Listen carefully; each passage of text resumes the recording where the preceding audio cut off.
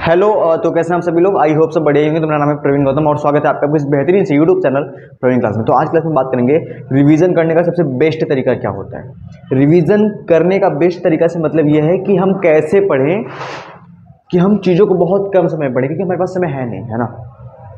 तो अब चूंकि पढ़ने को इतनी सारी चीज़ें हैं, इतने सारे चैप्टर्स हैं, इतने सारे सब्जेक्ट्स हैं ना, कैसे पढ़ें, है ना। यानी उसको पढ़ने का तरीका क्या होना चाहिए, है ना, कि कम समय भी लगे और सारी बातें हमें समझ में आए, ठीक है ना। तो आज क्लास में आपको यही बता रहा हूँ, ठीक है ना। क्लास को छोड़कर बिल्कुल मत जाना, ठीक है ना।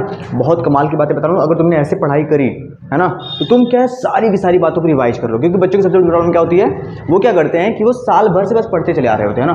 पढ़ रहे सारा फेयर, सारा चैप्टर सब कुछ पढ़ लिया, लेकिन रिवीजन नहीं करा, कुछ याद ही नहीं भाई, है ना। ये सबसे बड़ी गलती होती है बच्चों की, है ना। यानी आपने चाहे पीछे कितना भी पढ़ा हो चाहे ना हो, अगर एग्जाम टाइम में वो चीज़ आपने रिवीजन नहीं करी, आपने रिवाइज नहीं करी, आपको याद नहीं है, कट जाने नंबर, बिल्कुल कट जाएंगे, है ना। कुछ नहीं मिलेगा, याद रखना, ठीक है। तो कैसे करते हैं रिवीजन, आज क्लास में मैं आपको बताऊंगा, ठीक है। ध्यान समझना, ठीक है ना।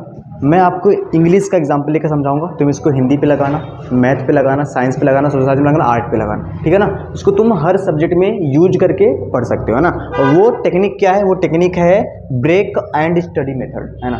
ये क्या होता है सर, ये क्या होता है, जैसे अंग्रेजों ने क्या करा था, डिवाइड एंड रूल, यानी कि बांटो और शासन करो, है ना। तो यहाँ पे हम जो रूल लगाने वाले वो क्या है, ब्रेक एंड स्टडी, यानी कि तोड़ो और पढ़ो। हम क्या करते हैं, हम ना कोई सब्जेक्ट अगर पढ़ रहे होते हैं हम डर जाते हैं ना, ये तो सर इंग्लिश में इतना सारा पढ़ना है, सर सोशल साइंस में इतना सारा पढ़ना है ना। तोड़ दो, टुकड़े टुकड़े कर दो, है ना। टुकड़े टुकड़े करके पढ़ो, तब तुम्हें छोटा भी लगेगा और आसानी से तुम पढ़ भी ले जाओगे, माइंड भी एकदम सिंपल रहेगा, है ना। कैसे तोड़ते हैं सर, ध्यान से मेरी बातों को समझ। जैसे इंग्लिश का पेपर आपके कितने नंबर का, 70 नंबर का, है ना। इसको दो भागों में तोड़ दिया, 20 MCQ हो गया, 50 क्या हो गया, डिस्क्रिप्टिव हो गया। अब इस 20 MCQ और 50 डिस्क्रिप्टिव में आपको ये देखना है कि क्या क्या ऐसा है जो या तो आप एक बार में उसको याद कर सकते हैं, या आपको आता है, या थोड़ा बहुत पढ़ेंगे काम हो जाएगा, है ना। दूसरा ये देखो कि कौन ठीक ठाक है, कि याद कर रहे भूल जा रहे हैं, है ना। कौन ऐसा है जो सबसे कठिन है, जो सबसे कठिन है सबसे लास्ट में, है ना। कंफ्यूज नहीं होना। माइंड क्या होता है, सबसे पहले ही कठिन लेके बैठ गए, ये कहेगा यार बोरिंग लग रहा है, अच्छा नहीं लग रहा, नींद आ रही है, बंद करके सो जाओगे। लेकिन सबसे पहले आसान, फिर थोड़ा उससे कठिन, फिर सबसे वाला कठिन, है ना। कैसे पढ़ते हैं ध्यान देना, ठीक हो। जैसे मैंने कहा 20 MCQ, है ना। तो बात ये कर लेते हैं कि 20 MCQ में क्वेश्चन आते क्या क्या है। बच्चों की प्रॉब्लम क्या है, उनको सिलेबस पता नहीं है, उनको पता ही नहीं कि बोर्ड एग्जामिनेशन का जो पेपर होता है उसमें क्या क्या आता है। तो आपको क्या करना है, सिलेबस लेके बैठना है ना। ये मेरे को आता है, टिक, ये मेरे को आता है, टिक, ये मेरे को आता है, टिक, ये कठिन, इसको पढ़ेंगे, है ना, इसको रहने दिया, ठीक है, ये मेरे को आता है। क्लियर करते चलो, है ना, क्लियर, है ना। वही मैंने कहा ना कि क्लैरिटी ऑफ माइंड, बच्चों का माइंड क्लियर ही नहीं है। कैसे, ध्यान समझना। जैसे जो क्वेश्चन 1 से लेके 3 तक होते हैं वो होते हैं अनसीन पैसेज के। उसके बाद क्वेश्चन 4 से लेके, है ना, कहाँ तक, 8 तक। कितने क्वेश्चन हो गए टोटल, 5 क्वेश्चन। ये किसके होते हैं बच्चा, ये होते हैं बेसिक ग्रामर के, है ना, बेसिक ग्रामर। अब इस बेसिक ग्रामर में क्या आता है, नाउन पहचानना, मतलब कि पार्ट्स ऑफ स्पीच, नाउन पहचानना, एडजेक्टिव पहचानना, प्रोनाउन पहचानना, एडवर्ब पहचानना, वर्ब पहचानना, है ना। इसमें क्या आता है, टेंस, आर्टिकल, है ना। टेंस हो गया, आर्टिकल हो गया, रीऑर्डरिंग हो गया, और स्पेलिंग मिस्टेक्स हो गया, कंजंक्शन हो गया, प्रीपोजिशन हो गया, इंटरजेक्शन हो गया, ठीक है ना। ये सभी के सभी प्रश्न जो होते हैं बहुविकल्पी होते हैं, सिर्फ 1 नंबर के आते हैं, ठीक है। चलो जी आगे बढ़ते हैं। उसके बाद 8 से 20 तक, यानी टोटल कितने, 12 क्वेश्चन। जो टोटल 12 क्वेश्चन होते हैं वो होते हैं आपके, है ना, prose plus poetry plus supplementary. इसके बच्चे MCQ होते हैं, यानी कि बुक के MCQ होते हैं, है ना। अब देखो बुक का MCQ याद करना, बुक क्या है, कहानी की तरह है, उसको पढ़ा समझा, लिंचो का चैप्टर पढ़ा समझा, उधर ट्रिकी वाला चैप्टर जो था उसको पढ़ा समझा, उनके MCQ को याद करना बिल्कुल आसान, और आप कर भी सकते हैं, है ना। तो यहाँ से आपको क्या पता चला कि सर हमने क्या कर सकते, सर हमने ये जो 12 नंबर की जो MCQ है इसमें मैं ना पूरा सही कर लूँगा या कर लूँगी, इसमें मेरे नहीं कटेंगे। तो आपने क्या चेक करा इसमें कि ना सर ये आसान है, इसको एक बार पढ़ेंगे तब भी आ जाएगा। क्लियर हो रही है बात, क्लियर हो रही है, आगे बढ़ते हैं। जैसे अब ये बेसिक ग्रामर है, अब मान लेते हैं कि तुमको ये टफ लग रहा है ना, या तुमको लगता है कि इसको मैं सर पढ़ती हूँ पर भूल जाती हूँ, सर पढ़ता हूँ पर भूल जाता हूँ, तो क्या करो, इसको बार बार रिवाइज करते रहो। है ना। यूट्यूब पर मेरा वीडियो पड़ा भी है, आप इसको देख भी सकते हैं, है ना। प्रीपोजिशन, कंजंक्शन, आर्टिकल क्या होता है ना, कैसे स्पेलिंग मिस्टेक्स हो जाता है ना, सारी बातें मैंने बताई हुई है। एक बार आप उसको जाके देख सकते हैं, ठीक है ना। यहाँ से वो क्लियर हो जाएगा, ठीक है। अनसीन पैसेज क्या होता है? एमसीक्यू वाला अनसीन पैसेज सबसे आसान होता है, क्योंकि पैराग्राफ में ये आंसर है, बस आपको छाट के लिखना होता है, ठीक है। इसमें 3 प्रश्न होते हैं। जो लास्ट वाला प्रश्न होता है वो होता है वर्ड मीनिंग वाला। इसमें आप तो आपको सेम मीनिंग बताना होता है, यानी सिनोनिम्स बताना होता है, या आपको अपोजिट पहचानना होता है। यही थोड़ा अजीब होता है, बाकी आप पहला और दूसरा ये आसानी से कर लेंगे, ठीक है। तो आपने क्या करा, आपने इंग्लिश को 2 भागों में तोड़ दिया, यानी कि 20 एमसीक्यू में, 50 डिस्क्रिप्टिव में। तो आपको 20 एमसीक्यू में क्या पता चला सर? ये पता चला कि सर मैं क्या करूँगा ना सर, ये जो 12 एमसीक्यू है इसको कुछ भी करके सर यहाँ से मेरे नंबर निकलेंगे, इसको मैं पूरी तरह से पढ़ लूँगा सर, ये मैं क्लियर कर लूँगा ना। 4 से लेकर 8 प्रश्न है ना। ये जो 1, 2, 3 वाला जो प्रश्न है, पहला दूसरा तो आसान होता है, तीसरा जो वर्ड मीनिंग वाला होता है, इसको पढ़ने का एक टेक्निक होता है, एक तरीका होता है, वो मैं आपको बताऊँगा, ठीक है ना। इसके लिए आपको थोड़ी सी वर्ड मीनिंग्स याद करनी पड़ेंगी। जितने पिछले साल के एमसीक्यू पैसेज आए हैं उन सबकी वर्ड मीनिंग से थोड़ा एक बार पढ़ लो, याद कर लो, ठीक है ना। तो इसको और कोई तरीका नहीं है। तो यहाँ से क्या हो जाएगा कि तुमको लगेगा सर मेरा 20 नंबर तो पूरी तरह से क्लियर है, एक भी नंबर इसमें से नहीं कटेंगे, माइंड एकदम क्लियर हो गया, है ना। कंफ्यूज मत करो खुद को, ठीक है ना। जैसे अब तुम्हें बेसिक ग्रामर नहीं आता, तुमने जाके मेरी वीडियो देख ली, मेरी वीडियो देखा और फिर उसके क्वेश्चन करने लगे, सर मेरे को आ रहा, काम खत्म। फिर आ जाएंगे बच्चा इसमें 50 नंबर के डिस्क्रिप्टिव में। इसमें जो सबसे पहला जो प्रश्न होता है, ध्यान समझना, वो होता है अनसीन पैसेज आंसर लिखने वाला, है ना। ये क्या था? ये था अनसीन पैसेज एमसीक्यू वाला, ये था अनसीन पैसेज आंसर लिखने वाला। इसमें टोटल 4 प्रश्न होते हैं ना, 1, 2, 3 और 4। जो चौथा प्रश्न होता है बाबू, ये वर्ड मीनिंग वाला होता है ना। ये मान लेते हैं ये टफ होता है। पहले, दूसरे, तीसरे में क्या होता है, हमें आंसर छाट कर लिखने पड़ते हैं, जो कि हर बच्चा कर सकता है, बस थोड़ी सी प्रैक्टिस करनी पड़ती है।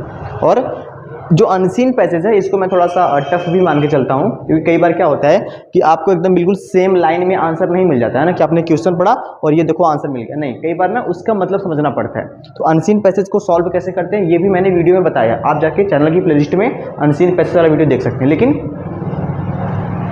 आप बहाने नहीं कर सकते, है ना, कि सर मेरे को नहीं आता, मैं क्या करूँ। नहीं आता, जाके देखो वीडियो, मेरे नहीं किसी और के देखो, है ना, क्योंकि समझना है, नंबर नहीं कटने चाहिए, ठीक है ना। तो अभी इसको मैं मान के चलता हूँ कि ये ठीक ठाक टॉपिक है ना, बहुत आसान ना बहुत कठिन, है ना। और फिर क्या आता है सर जी? एप्लीकेशन। और फिर क्या आता है सर जी? एसे, यानी कि निबंध। और फिर क्या आता है सर जी? नरेशन आता है, वॉइस आता है, पंक्चुएशन आता है, और एक 4 नंबर का क्या आता है? पैराग्राफ ट्रांसलेशन, है ना। तो आपको क्या करना है, जैसे नरेशन हो गया, वॉइस हो गया, पंक्चुएशन हो गया, है ना। पंक्चुएशन सबसे इजी, क्या लगाना है? कॉमा लगाना है, इन्वर्टेड कॉमा लगाना है।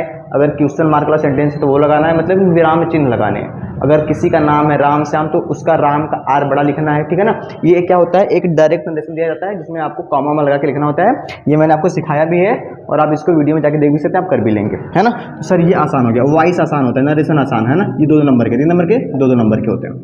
और ये जो 2-2 नंबर के प्रश्न हैं, अगर इसमें आपका एक शब्द भी गलत होगा तब भी आपके नंबर कट जाएंगे। तो इन क्वेश्चन को आपको ध्यान से पढ़ना है ना। ये इजी में आता है, किसमें आता है? इजी में आता है ना।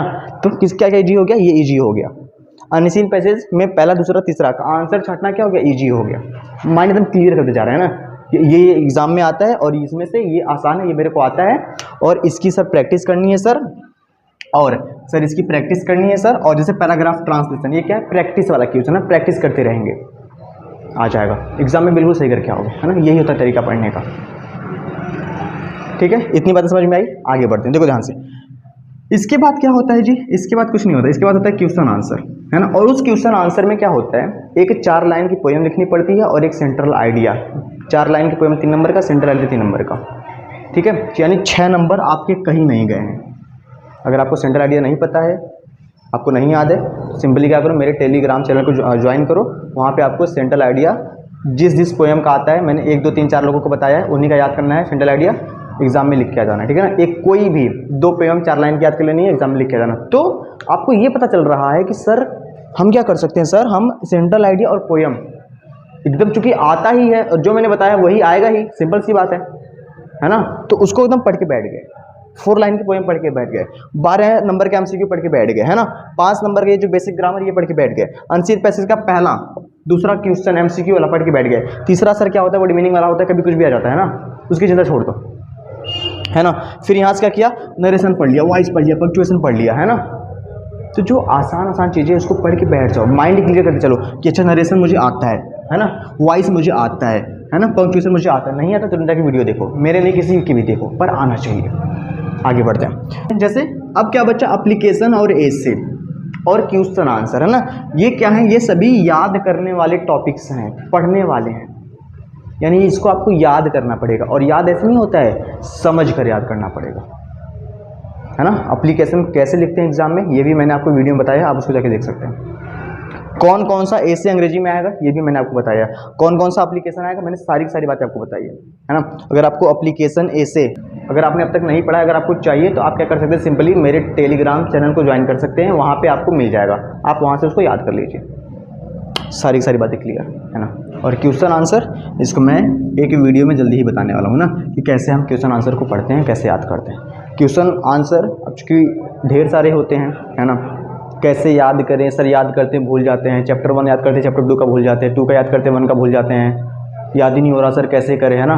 तो मैं आपको बताऊंगा कि इंग्लिश के क्वेश्चन आंसर को रटने की ज़रूरत नहीं होती है, इसको आप बना बना के भी लिख सकते हैं।